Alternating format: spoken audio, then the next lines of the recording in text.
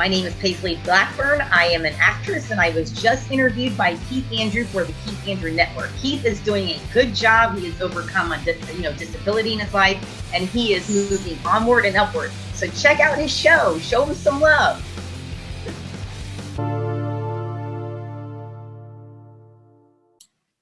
Ladies and gentlemen, my name is Keith Andrew, and you're watching the Keith Andrew Network. This is episode 739. That is right, it is 739. We are talking to you live from the studio of the Keith Andrew Network. Now, with that being said, I'm here with a good friend, Paisley BlackBurn. It's great to have you on the show once again. It's great being a part of it. I love being a part of your show. No, absolutely. For people who want to know, Paisley BlackBurn was a guest on my show in the past. So you can just type her name in. You can see season 1 and then season then and how you say then and before, and you can compare, oh, do I like the first one or do I enjoy the second one? But now we have 2 of them, but it's in the works. For people who want to know, the Keith Andrew Network is about showing people with disabilities that labels do not dictate who you are and who you're going to be. It's prove them and can stand out to something. Also, with that being said, this is not about me. This is about our guests. So the first question I want to ask you, and by the way, it's PG-13, freedom of speech, self-expression. You can say anything you want. Just wanted to point that out. But the first thing I want to ask is, tell our audience a little bit about your background and how you came to tell our audience a little bit about your background and how you came to do what you do now. I actually started out when I was in college. I didn't major in film or drama like I should have. I was actually a chemistry major, and I was probably about 3 semesters away from graduating, like a dumbass. And then I dropped out to pursue acting, whereas what I regret is just not switching over to film and theater. But I've really been hardcore acting since about 2011. And there's quite a bit of opportunities in the Midwest, more than I ever would have thought, to be honest. And I'm from Florida. You would think there'd be more opportunities down there. But I actually find that there's more here. So I just kept pursuing, working in movies and lead roles, supporting roles, sometimes even extra parts. And I haven't really slowed down. I know this year some things did get postponed because of the pandemic. But it's really kind of, I have been busy. I did something in Chicago back in May, I think. Then there was a parody comedy that I was working on, that we actually were working on a year ago, and we just wrapped that up. And then I just started, I did do a independent horror comedy called, well, it's a cuss word. I don't think I should, can I say it? But that was down in Indianapolis, and I just auditioned for a couple of feature roles, and I got cast and lead roles for those. And then I just submitted an audition tonight, where I learned a Romanian accent for that. And then I got a few more auditions to do. And then I do have a monologue to do and a short horror to do. That one is a Scottish accent. So I kind of overwhelm myself sometimes, because I'm a mom. I work at a factory, and I'm constantly auditioning and shooting on the weekends. And sometimes my daughter will come to set with me and stuff. She has a tablet, so and she'll play on that unless there's some kids to play with. But if you ask her to be in a movie, she does not want to be in a movie at all, because the minute they say, okay, let's do another take, after about an hour of that, she's gone. So that's just my little sidekick. When I bring her, I make sure they know, don't ask her to be a part of it, because it's not her cup of tea. But I've been meaning to take some classes. Most of them are online right now, because of COVID-19, and I just haven't gotten around to it. I've been procrastinating really bad. I'm guilty. No, absolutely. I know I feel the same way, but in a way, it's always funny how people always said, oh, I don't want to go to school and I want to stay home. Hey, you got what you wanted. And now you're good. Like I said, it's PG-13, but I pushed it up to TB-14, nothing over 14. But now you have people bitching and moaning. It's like, you can't have it both ways. You said you didn't want to go to school and you would want to call out of work. Now, unfortunately, we're heading towards another freaking lockdown. Yeah. The Hasidics, that's a complete other scenario. But the infection rate in Orange County and Rockland is up to 27%. Is it And that's really? because you have dumbasses who don't wear masks and gloves, Right. don't social distance. I'm not even saying I you always have my mask. Oh, well, thank you for that. You don't even have to take 6 feet apart. Just wear your damn mask. That's all you. I cannot believe how politicized this entire pandemic has become. It's I used to work at a different company. I left just recently, about a month ago, and I couldn't believe how selfish they were. They were saying, "Oh, it's communistic being forced to wear a mask." I said, "It's not communistic. It's having empathy for those around you." And I just couldn't understand where they were coming from on that. I mean, it's not that hard. Doctors and nurses have been wearing masks for eons. Yes. I've never heard them complain. So, well, you can't fix stupid, but you can numb it with a 2x4. Right. But it's seriously, it's not. You don't want to. I give you an example. ShopRite. I was there with my dad. They have arrows on the floor to tell you, okay, if you go, you're supposed to go up and down and up and down aisles. Oh yeah, yeah. You have people come the opposite ways. Like, don't you see the arrows on the floor? Or apparently, if you can't read, that's your problem. But it's kind of like people are so absorbed in their own stupidity that they think it's okay. I'm so glad we agree on this. Funny thing is, though, with the pandemic, I never actually got any time off. I was working for a startup company, and I was their wastewater treatment manager. And that's where the chemistry actually kind of came in. But it really, all it did was introduce me to the terminology I learned back when I was studying. That's all it was good for. Wastewater treatment is very different. It's like an art. You just have to kind of know what to add and what not to add, what to pull. It was really interesting. But yeah, I was working 50 and 60 hours. I was actually wishing that we could have the break, to be honest, because I was just tired of working so much. And the company that I moved to now, the overtime isn't mandatory. They'll come up and say, would you like to work this weekend? And if you don't want to, like if I have my daughter, I probably won't, but on the weekends I don't have her, if I don't have a film shoot, yeah, I probably will, because Christmas is coming up and I'm trying to think of gifts. And that's always the hardest for me, is I want to get the perfect gifts for the few people I buy for, and sometimes they get a little pricey.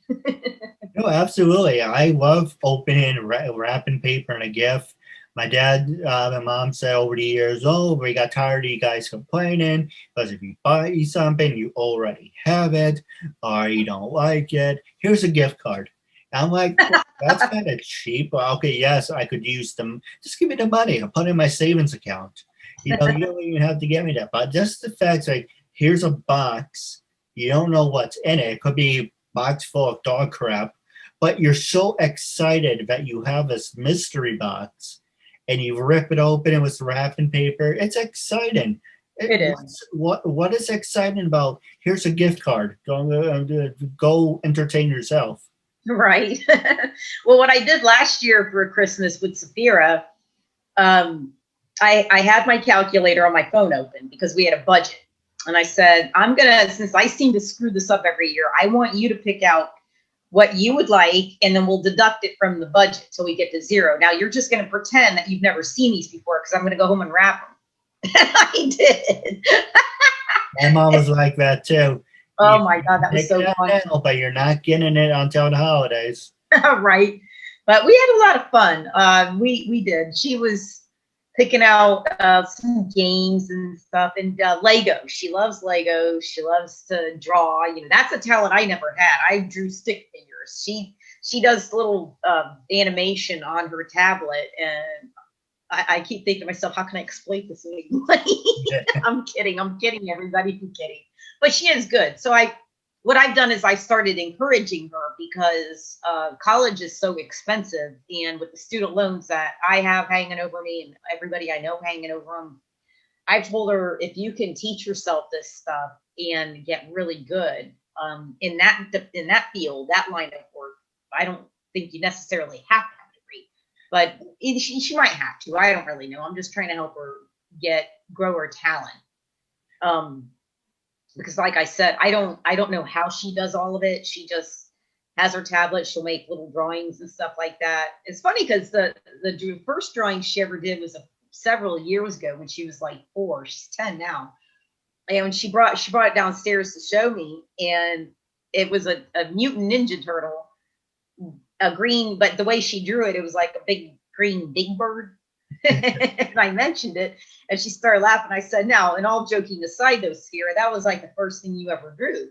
Look at what you're at now. Look at what you've accomplished now. That is improvement. I said, in 5 years, who knows what you're going to be capable of. Yes, send it to Marvel. I even have a real funny story. My eldest brother had the opportunity to work for Marvel because he was an excellent artist. My brother got annoyed because my sister submitted the work to Marvel. And okay, I know if they rejected it, I'd be like, okay, you embarrassed me as Marvel. But Marvel said, we want to offer you an internship. We want you to work for us. Obviously, he wanted to be a teacher instead, but I would have taken the artwork, to be honest. I would have taken it, yeah. Oh, God. I hope to goodness he's not going to regret that decision. I mean. We don't talk about it. Yeah, probably better not to. But with your daughter, who knows? So submit it to DC, submit it to Dark Horse, put it on YouTube. There's that art website, DeviantArt. Make sure you copyright it first. But, there's so many websites where you can get your exposure for it. But I do want to take a quick commercial break. And when we come back, I'm going to pass the show over to you.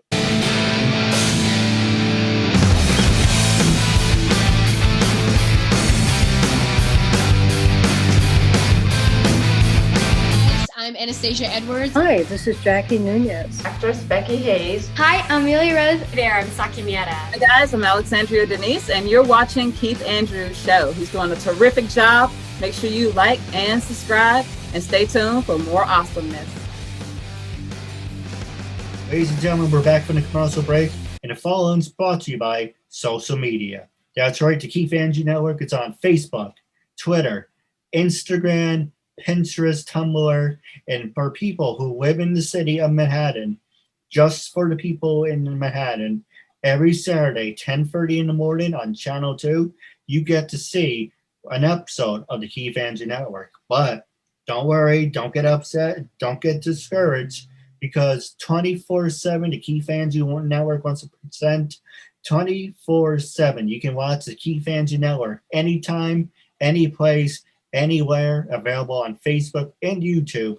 So you have 739 episodes to choose from the very best, from the very worst, from the actors and actresses.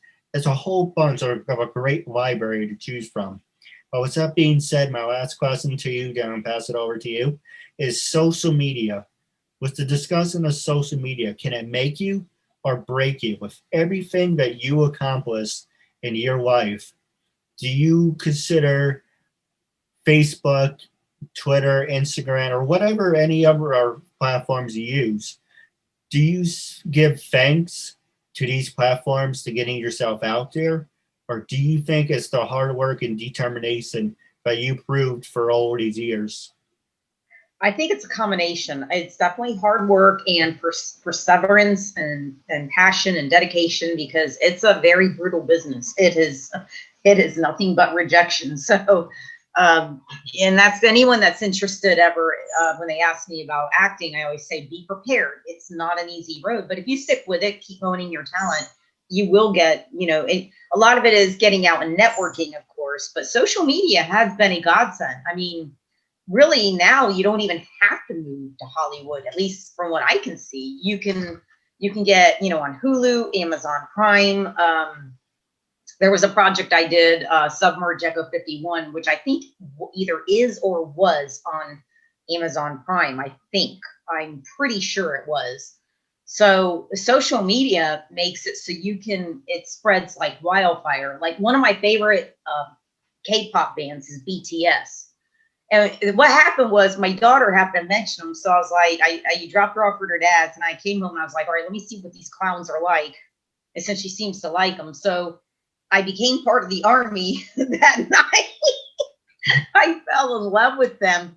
So I looked up their story. They were actually, they were unsuccessful in South Korea. They were actually considered, I don't remember exactly how it went down, but they were kind of put down because I don't think they were coming from a lot of the wealthier levels that other of the idols were training at. In other words, they came from a wealthier type of family background than the ones in BTS, but it was social media that blew them up. They used social media to their advantage, and they gave them a global fan base. So I definitely believe in the power of social media. I do. I don't really use Twitter. I probably should. I have it. I don't use it. I use Instagram, Facebook, and definitely YouTube, because a lot of times I'll make, I'll shoot monologues, like comedic monologues or dramatic monologues, and I'll upload them and make them public so people can view them. And there was actually one I did. It was an audition for a horror movie. It was for a witch character, and somebody had seen it. I sometimes I'll write original monologues when they're funny, because that's actually my thing. I love comedy. And this guy had been following some of my videos, I guess, and he went to that one and he said, "Man, I know what you're talking about when you said you had a good sense of humor." And I said, "Well, the funny thing is that one wasn't supposed to be funny. It was for a horror movie." But I was like, "Well, if you found it funny, they must have too." So I didn't get cast. Well, then he wrote back a message. He was really nice. He said, "Yeah, your stuff is really good. If I was a casting director, I would cast you." So to me, that's just networking, and at least if not meeting someone in the industry, making a fan. I don't know. I do have fans from all over the world. I'm usually too afraid to ask what they see me in, because I haven't always been in the best quality of projects. So I don't know what they've seen. A couple of times I've actually gotten the balls to ask, but for the most part, I just accept that, well, for whatever reason, they like my work, and I'm happy to send them an autographed picture. No, absolutely. It's funny. There's this couple of people have been doing this virtual events where you can do like autograph sign-ins, and I'm thinking maybe I can do one from a show. And I do have a couple people. If you're interested, maybe we can do one. Okay. What does that entail? Pretty much it's you go Facebook Live, the fans interact with you, and if they want like a picture from you, you just say, "Okay, give me your address and I will personally sign it." So it's pretty much like that, right? Kind of like what we're doing right now. Mm-hmm.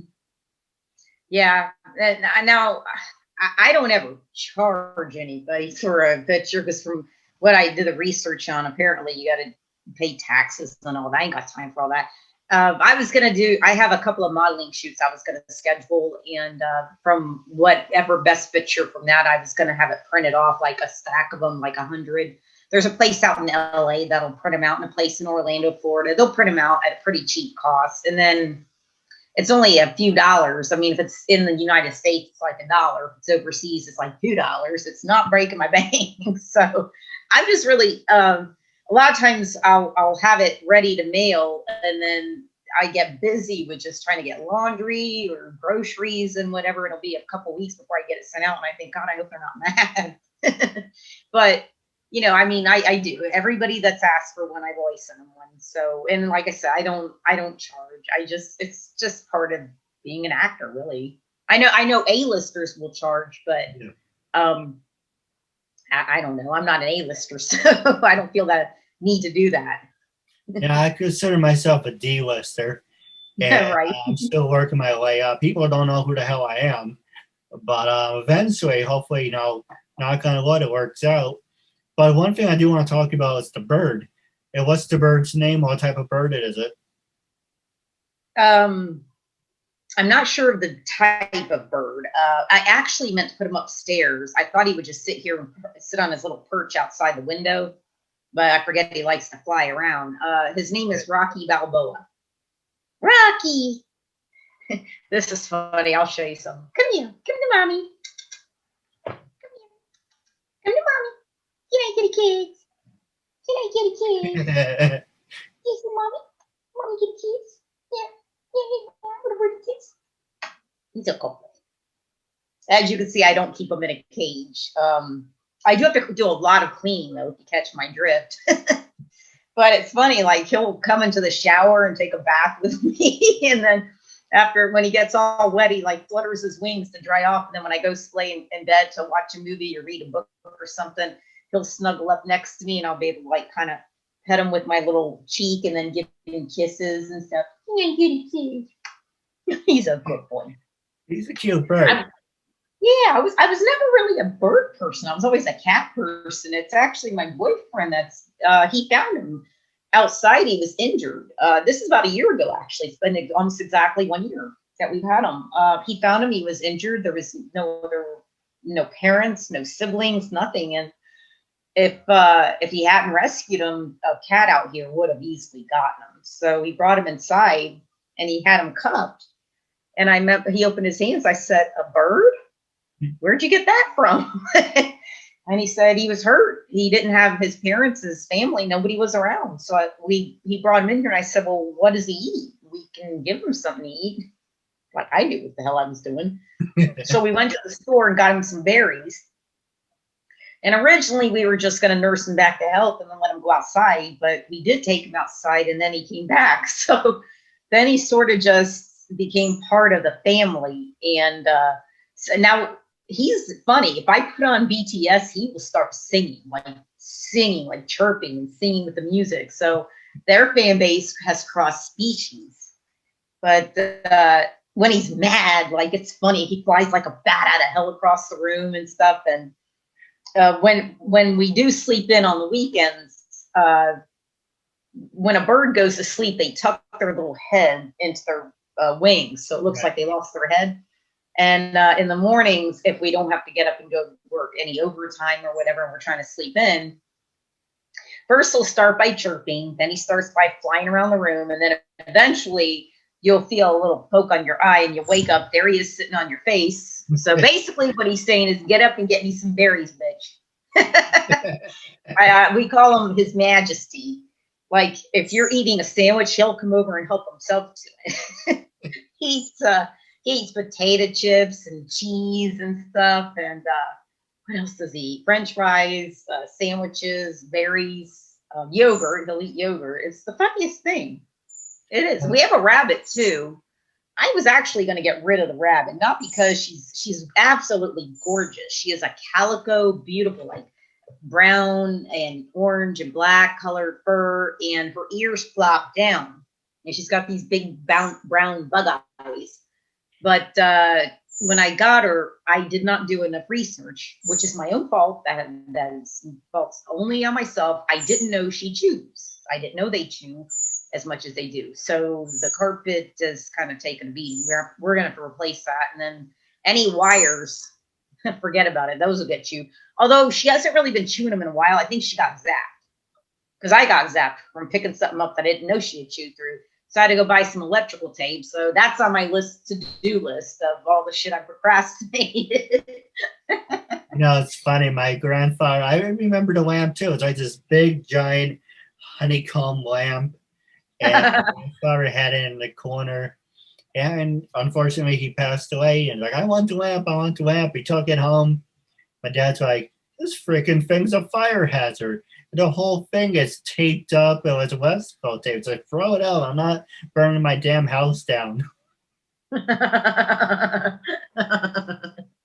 I do have a couple questions for you off the air. And by the way, on it was the rabbits. They eat their own poop. I haven't really noticed her doing that, but I wouldn't be surprised if she did. She has a habit. We used to let her on the bed, but then, like, the funny thing is, she is potty trained. We named her Keanu after Keanu Reeves. Sorry about that, Mike. Don't worry, I make people cough. But we used to let her on the bed, but then she's potty trained. Like, we will let her run around the room, and she uses her litter box. Except on the bed. The bed, she likes to treat as her own personal toilet. I've not figured it out yet. But like, when was it? Sunday, I let her out and she came up on the bed. Now, when she's about to go pee on the bed, you'll know there's a certain pose she does, but she was all laying down because it was daytime. From what I researched, their awake hours is the night and they sleep during the day. Well, she came up, put her little paws down and her little head down, and I was just sitting there scratching her little nose. She likes her little nose scratched.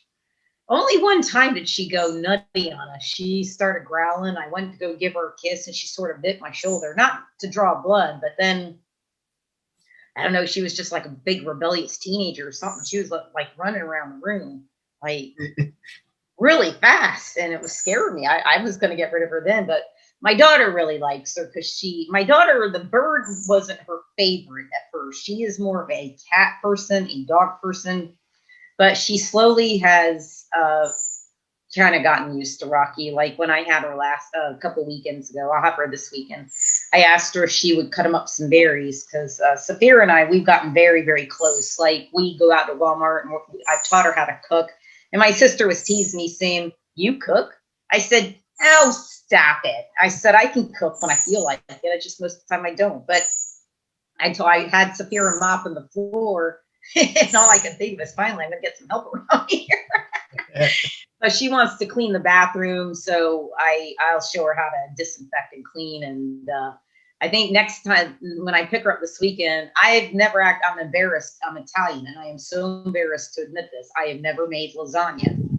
So I told her, let's get a recipe and we'll make like a vegetarian type of lasagna. She was down. No, absolutely.